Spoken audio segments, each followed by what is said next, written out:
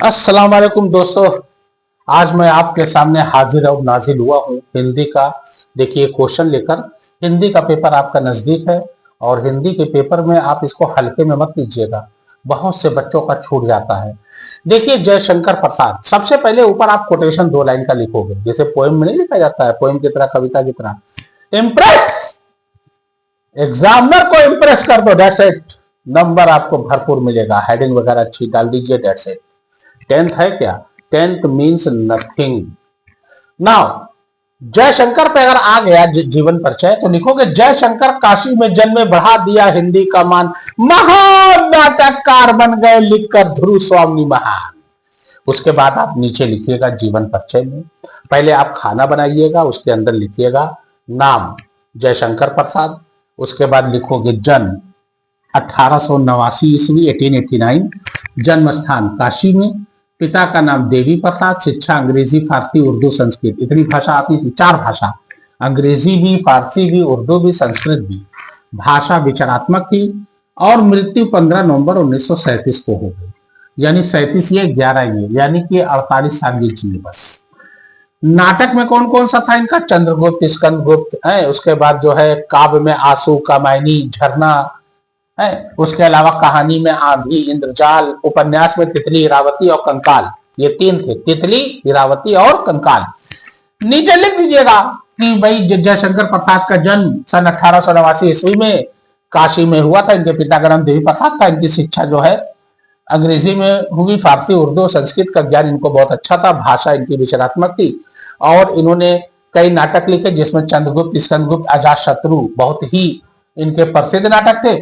उसके अलावा आप लिख देना इनके काव्य में आंसू, कामायनी बहुत ही महत्वपूर्ण थे। उसके अलावा कहानी में इनकी लिख देना, कहानी इनकी आंधी, इंद्रजाल, ये बहुत ही महत्वपूर्ण थी, बहुत ही प्रसिद्ध हुई। और उसके बाद इनके उपन्यास तितली, इरावती और कंकाल जो है पूरे भारत में प्रसिद्ध हुए।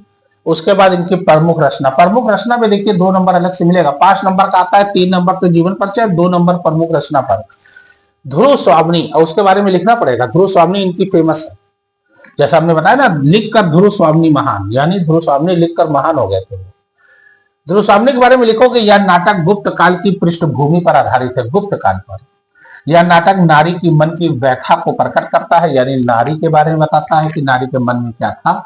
यह नाटक 3 अंकों में रचित किया गया है। यह नाटक जयशंकर प्रसाद की अंतिम कृति थी। अंतिम, ध्रुव स्वामी क्या थी? उनकी अंतिम थी। और यह नाटक इतिहास और वर्तमान की समस्याओं का मिश्रण है, यानी इतिहास, यानी यह नाटक जो है इतिहास यानी पिछला और वर्तमान यानी अब की समस्याओं का मिश्रण है, यानी मिला जुला है। बस अब रामधारी सिंह दिनकर आना है, इस बार तय मान लीजिए। लिखोगे बिहार राज्य के मुंगेर जिले में जन्मे रामधारी सिंह दिनकर जी, पिता का नाम रवि सिंह था, राष्ट्र कवि कहलाए जी। ये लिखोगे इम्प्रेस, एग्जामिनर इम्प्रेस, नंबर मारेगा आपको। इसके बदौलत आपको न जाने कितना नंबर और मिल जाएगा और सब में। इम्प्रेस कर दो, बस यही काम है। उसके बाद नाम, एक खाना बनाना खूब बड़ा सा, उसमें लिखना नाम रामधारी सिंह दिनकर, पिता का नाम श्री रवि सिंह, माता का नाम श्रीमती मनरूप देवी, शिक्षा बीए तक किए थे। जन्म स्थान बिहार का मुंगेर जिला, अभी है ना बिहार राज्य के मुंगेर जिले में। मृत्यु 24 अप्रैल सन 1974 ईस्वी में। शैली भावनात्मक और समीक्षात्मक थी और जन्म 1908 में हुआ था, यानी 8 में पैदा हुए, 74 में मर गए, यानी 70 और 4 और कम कर दो, 66 साल की अवस्था में मर गए। इसको दिमाग में रख लो, 66। उसके बाद इनका जीवन परिचय लिखना कि बिहार राज्य के मुंगेर जिले में राष्ट्र कवि रामधारी सिंह दिनकर जी का जन्म हुआ। इनके पिता रवि सिंह थे। इनकी माता का नाम श्रीमती मनरूप देवी था। इन्होंने बीए तक की शिक्षा पूरी की और उसके बाद जो है इन्होंने कहानी वगैरह, निबंध वगैरह लिखे, और निबंध में इनको बहुत ही अच्छी महारत थी, कविता भी अच्छी लिखते थे। निबंध में मिट्टी की ओर, रेती के फूल, सांस्कृतिक ग्रंथ में इन्होंने संस्कृत के 4 अध्याय लिखे, और काव्य ग्रंथ में रेणुका, हुंकार, कुरुक्षेत्र, उर्वशी, रश्मि रति, ये इनकी फेमस काव्य है, ध्यान देना। उसके बाद प्रमुख रचना कोई एक उठा लो, उसके बारे में लिख दो, बस रचना जरूर लिखना। बहुत बच्चे नहीं लिखते, 2 नंबर खत्म।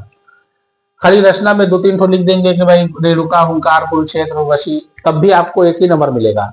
1-2 नंबर फुल पाना है, यानी 5 में 5 पाना है तो आपको एक रचना का पूरा अच्छे से 2-4 लाइन लिखना पड़ेगा आपको। कुरुक्षेत्र के बारे में लिख दीजिए। इसका प्रकाशन सन 1946 ईस्वी में हुआ था। ये 7 सर्गों में है। यह विचारात्मक और समस्या प्रधान काव्य है और महाभारत के युद्ध की समस्या को वर्तमान से जोड़ा गया, यानी महाभारत के बारे में बताया गया। वैसे में कुरुक्षेत्र के मैदान में ही महाभारत का युद्ध हुआ था। एक तरफ कौरवों थे, एक तरफ पांडवों थे। कौरवों हारे थे, कृष्ण इनकी तरफ थे, पांडवों की तरफ। इसीलिए जो है ये आप कितना लिखोगे डेट से, नंबर आपको नहीं मिला तो आप कहिएगा। ओके।